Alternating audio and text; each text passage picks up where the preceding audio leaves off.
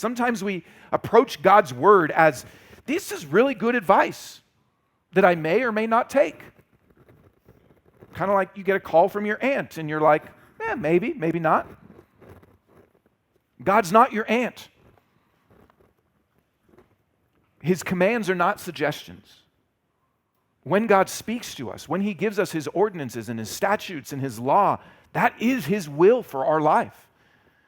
And where we are outside of those boundaries and where we have transgressed and where we have not done what he says to do or done what he says not to do, where we have done that, we have sinned. Nehemiah knows this. And he knows that he hasn't done just bad things. He knows that he has done them against God. He says, we have acted corruptly toward you. Sin is always not just bad things that we do. It is always personal against God. It is always that we have sinned against him. It's always personal. It's always relational.